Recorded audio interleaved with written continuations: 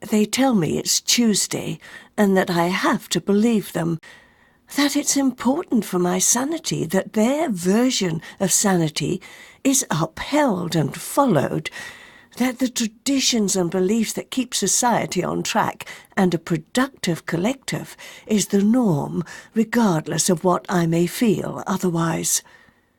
They tell me creativity is defined as a mental illness and should be treated to keep it under control.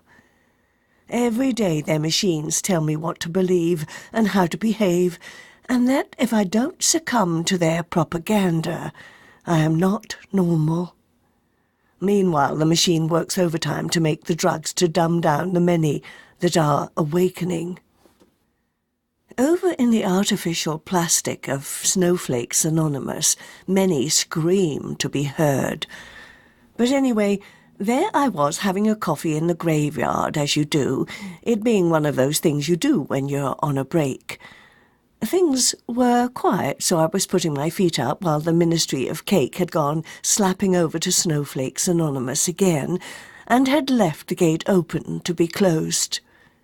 When a blonde female walked through with more than enough clothes on to keep warm, I thought, oh, this could be trouble. When she saw me, she walked right up to where I was sitting on a patch of grass and said, "I'm Miss Pretty," and looked at me as if it meant something. Well, there was only one thing I could say, so I said it. "Yes, you are," I said, but didn't open my arms wide just in case, but just waited to see what she would do. Her smile had many white teeth and made me think barracuda piranha, but not the toothless kind, which didn't make any sense to me just then in the graveyard. But there you go.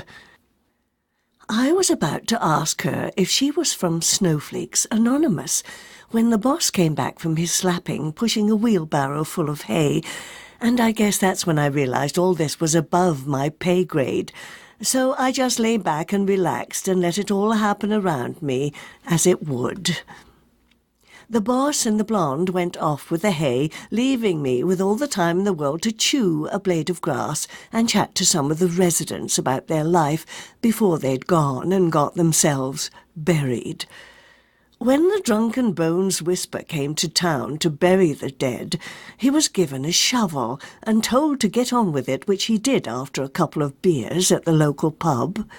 Small money wanted the job, but wasn't up to it these days after marrying April, who took up all his time in the garden sowing seeds and other sundries of her bounty into his heart, where they were buried until the time came along for them to flower and cause him to lose his place with their beauty wherever he went.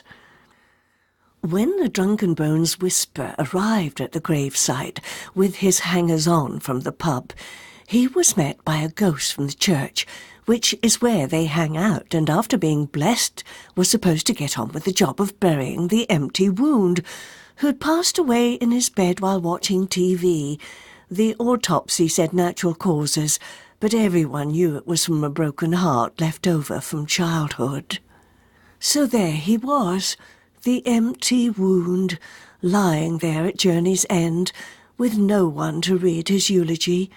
This, of course, presented a problem for the drunken bones whisper, but after scratching his head a while, he took up his shovel and went back to the pub and called for more beer, leaving the body of the empty wound to lie under the huge sky, alone.